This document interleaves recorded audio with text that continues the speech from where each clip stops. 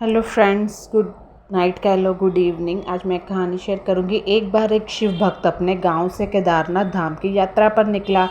पहले यातायात की सुविधा तो होती नहीं थी, तो वह पैदल ही निकल पड़ा।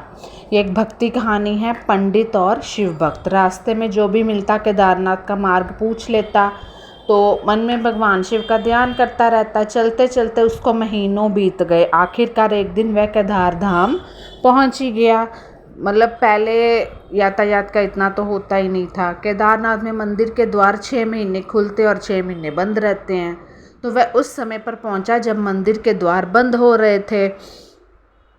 तो वो बड़ा वो हो गया, उदास सा हो गया कि अब तो द्वार ही बंद हो रहे हैं। तो पंडित जी को उसने बताया, वह बहुत दूर से महीनों की यात्रा करके आया है। तो पंडित जी से प्रार्थना की, कृपा करके दरवाजे खोलकर प्रभु के दर्शन करवा दीजिए। लेकिन पंडित जी तो फिर नियम, जैसे नियम बनाएंगे वैसे ही है। तो लेकिन वहाँ का तो नियम ही है ना कि एक बार बंद तो बंद, नियम तो नियम होता है। वह बहुत रोया, बार बार भगवान शिव को याद किया कि प्रभु बस एक बार दर्शन करवा दो।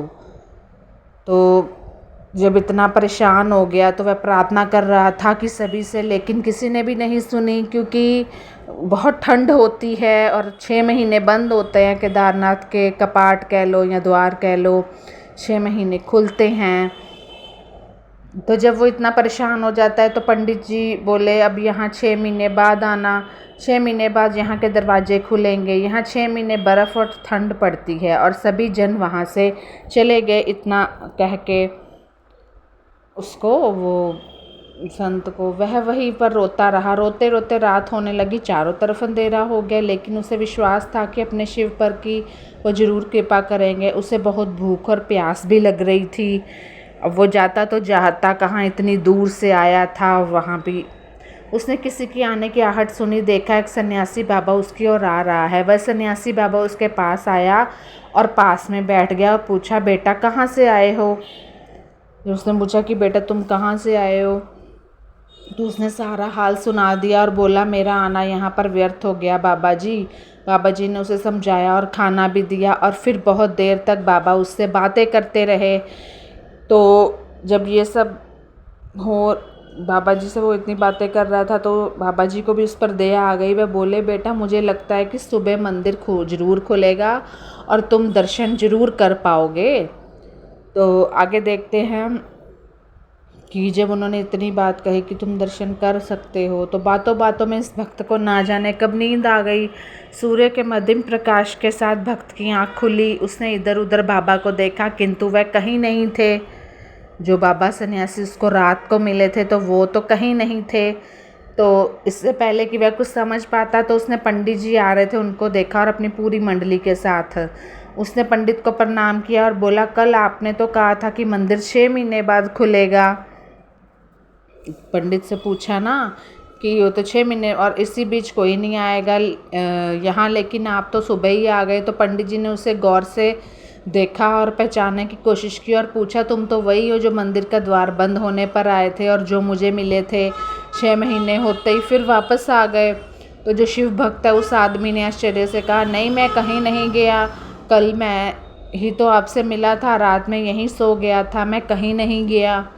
तो इस सब पे बड़े पंडित जी हैरान हो जाते हैं। तो पंडित जी के आश्चर्य का ठिकाना नहीं रहता। उन्होंने कहा कि लेकिन मैं तो 6 महीने पहले मंदिर बंद करके गया था और आज 6 महीने बाद आया हूँ। तुम 6 महीने तक यहाँ पर ज़िंदा कैसे रह सकते हो कि यहाँ तो बहुत ठंड पड़ती है ना केदारनाथ में। तो पंडित जी और सारी मंडली हैरान थी, इतनी सर्दी में एक अकेला व्यक्ति कैसे 6 महीने तक ज़िंदा रह सकता है। तब उस भक्त ने उनको सन्यासी बाबा के मिलने और उसके साथ की गई सारी बातें बता दी कि इस तरह मुझे रात को जो भी बाबा जी मिले, मुझे खाना खिलाया, मेरे से बातें की। कि एक सन्यासी आया था, लंबा था, बड़ी बड़ी जटाएं, एक हाथ में त्रिशूल और एक हाथ में डमरू लिए मृगशाला पहने हुए था। मतलब उसी बाबा के रूप में शिव जी ने उसे पहले ही दर्शन दे दिए थे। पंडित जी और सब लोग उसके चरणों में गिर गए और बोले, हमने तो ज़िंदगी लगा दी किंतु प्रभु के दर्शन ना पा सके। सच्चे भक्त हो तुमने तो साक्षात भगवान शिव के दर्शन किए हैं कि रात को तो तुम्हें शिव जी ही मिलने आए थे। तो उन्होंने ही अपनी योग माया से तुम्हारे 6 महीने को एक रात में परिवर्तित कर दिया, कालखंड को छोटा कर दिया। यह सब तुम्हारे पवित्र मन, तुम्हारी श्रद्धा और विश्वास के कारण ही हुआ है। ऐसे वो पंडित जी उस शिव भक्त को बोल रहे थे।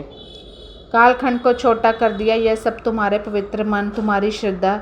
हम आपकी भक्ति को प्रणाम करते हैं। बाबा भोलेनाथ की जय हो। इस तरह सब वहाँ कह के वहाँ से चले जाते हैं।